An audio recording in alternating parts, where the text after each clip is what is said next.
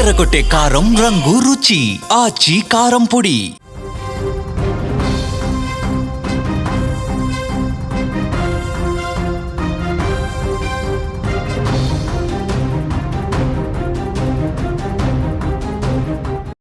తన అక్రమ సంబంధానికి అడ్డొస్తున్నాడని కట్టుకున్న భర్తను చంపేసిందో భార్య.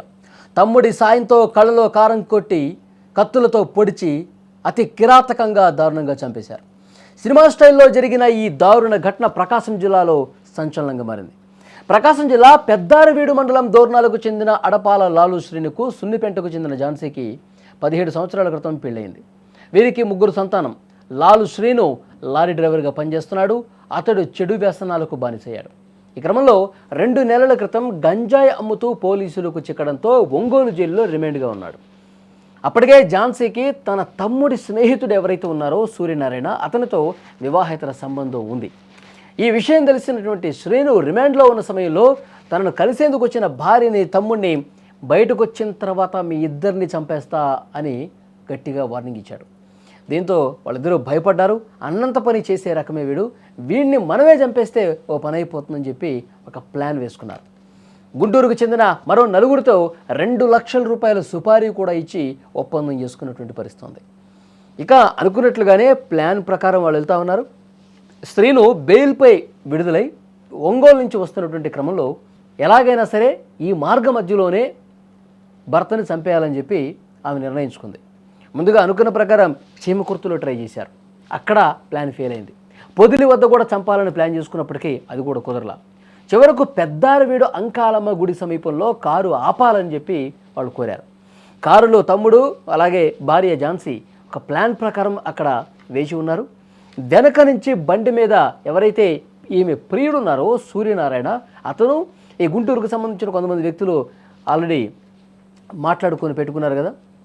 సో వాళ్ళు వెనకాల వచ్చారు. ఎక్కడైతే పెద్దారవీడు టెంపుల్ ఉందో టెంపుల్ దగ్గర ఆగినటువంటి సమయంలో వెనక నుంచి వచ్చిన వాళ్ళు కంట్లో కారం కొట్టారు. కంట్లో కారం కొట్టిన తర్వాత అప్పటికే కారులో ఉన్నటువంటి కత్తిని బయటికి తీసి తమ్ముడు, అక్క ఇద్దరూ కలిసి చాలా దారుణంగా కడుపులో పొడి చేసి చంపేశారు. అతను అక్కడే కోలుబడిపోయాడు. తీవ్ర గాయాలతో కోలుబడిపోయి స్పాట్లోనే అతను చనిపోయినటువంటి పరిస్థితి. చంపిన తర్వాత మళ్ళీ ఒక ప్లాన్ తీసుకున్నారు. మీరు పోలీసులకు డైరెక్ట్గా మీరే ఇన్ఫర్మేషన్ ఇవ్వండి, మీరే లొంగిపోండి, తర్వాత బయటికి మేము తీసుకొస్తామని చెప్పి ఆ సుపారీ తీసుకున్నటువంటి వ్యక్తులు చెప్తే ఈమె అక్క, తమ్ముడు ఇద్దరు కూడా పోలీసులకి మేమే చంపేశాం అని చెప్పుకున్నారు. పోలీసులు వెంటనే వచ్చి వాళ్ళిద్దరిని అదుపులోకి తీసుకున్నారు. కేసు కూడా నమోదు చేస్తున్నారు. ఎవరైతే సుపారీ గ్యాంగ్ కొంతమంది వ్యక్తులు ఉన్నారో వాళ్ళు ఇంకా తప్పించుకుని కొంతమంది వెళ్ళిపోయినట్టుగా తెలుస్తుంది. వాళ్ళ కోసం కూడా ప్రస్తుతం గాలిస్తున్నారు. చూడండి, అక్రమ సంబంధాలు ఎంత దారుణానికి తెగబడతాయో చూడండి. అంటే మనుషుల ప్రాణాలను కూడా తీసేయటానికి వీళ్ళు ఎక్కడా వెనకాటంలా. స్క్రీన్ మీద చూడండి, వీళ్ళకి పెళ్ళై 17 సంవత్సరాలు అవుతుంది. 17 సంవత్సరాలు అవుతుంటే 17 సంవత్సరాల తర్వాత ఇప్పుడు అక్రమ సంబంధం పెట్టుకొని, ఆ అక్రమ సంబంధం కూడా ఎవరు, తమ్ముడి ఫ్రెండ్తో అక్రమ సంబంధం పెట్టుకుంది. అతను కారు డ్రైవర్, ఇతను లారీ డ్రైవర్. ఇతను చెడు వ్యసనాలకి బానిస అయిపోయాడు. మొన్న కేసులో కూడా గంజాయి అమ్ముతూ పోలీసులకు దొరికాడు. సరే, తన తీరు మార్చుకోవాలి, పద్ధతిగా ఉండాలి, ఇలాంటి తప్పులు మళ్ళీ చేయొద్దు, తనను మంచి మనిషిగా మార్చాలి అని చెప్పి భార్య భావించాలి. కానీ వేరే ఎవరితోనో సంబంధం పెట్టుకొని ఇతన్ని చంపాలని చెప్పి నిర్ణయం తీసుకోవటం అనేది చాలా దుర్మార్గమైనటువంటి పరిస్థితి. ఇంకా వీళ్ళకి 3 సంతానం కూడా ఉన్నారు. ఇప్పుడు ఈమె తండ్రి చనిపోయాడు, తల్లి ఏమో జైల్లో ఉంటుంది, పిల్లలేమో అనాథలైపోయే పరిస్థితి ఉంది. ప్రతిరోజు ఇంట్లో గొడవలు జరుగుతూ ఉన్నాయి. ఇతను కేసులో అరెస్ట్ అయితే అతను జైల్లో ఉన్నప్పుడు వెళ్ళి కలవటానికి వెళ్తే నీ వ్యవహారం మొత్తం నాకు తెలిసింది, బామ్మర్ది ఫ్రెండ్తోనే నువ్వు ఉన్నావు కదా, సూర్యనారాయణ అనే వ్యక్తితో నువ్వు సంబంధం పెట్టుకున్నావు, నాకు మొత్తం తెలుసు, బయటకు వచ్చిన తర్వాత నీ సంగతి చెప్తా, ఇక నేను చంపి పడేస్తా అని చెప్పి బెదిరించాడు. సో బెదిరిపోయి వీళ్ళు నిజంగానే చంపేస్తాడని చెప్పి బెయిల్ మీద బయటకు వచ్చే టైంలోనే ప్లాన్ ప్రకారం మార్గ మధ్యలోనే వేశారని చెప్పి అనుకుని ఇంత తతంగం చేశారు. సో డెఫినెట్గా పోలీసులు ఈ కేసు అయితే చాలా సీరియస్గా ఇన్వెస్టిగేట్ చేస్తూ ఉన్నారు. అక్రమ సంబంధాలు మనం గతంలో కూడా చాలా సందర్భాల్లో మాట్లాడుకున్నాం. భార్య భర్తని, భర్త భార్యని, ఈ విధంగా 2 తెలుగు రాష్ట్రాల్లో ఈ మధ్యకాలంలో ఎక్కువగా జరుగుతున్నాయి. ఏదో మూల ఎక్కడో చోట ఇలాంటి కేసులు మనం చూస్తూనే ఉన్నాం.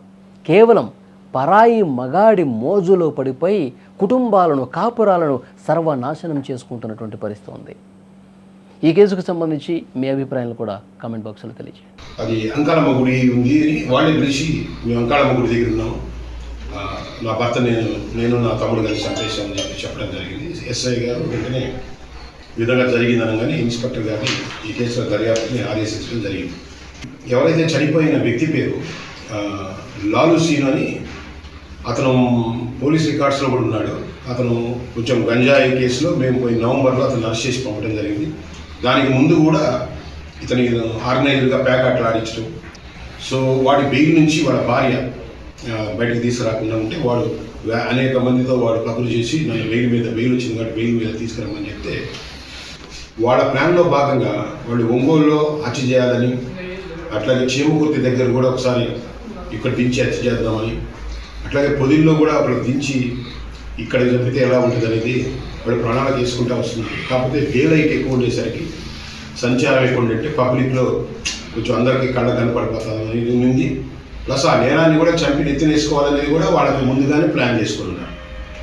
సో ఓవరాల్గా మన అంకాళమ్మ చెట్టు దగ్గరికి వచ్చేసరికి దారిలో ఒక కారుని సైడ్ తీసేసి, సో సడన్గా కారం కొట్టి అతని కళ్ళల్లో, సో అతను అచేతనంగా అయిపోయినప్పుడు అతన్ని బ్రూటల్గా కత్తులతో పొడిచి చంపేసి మేమే చంపామని చెప్పేసి కూడా వాళ్ళే చెప్పడం జరిగింది.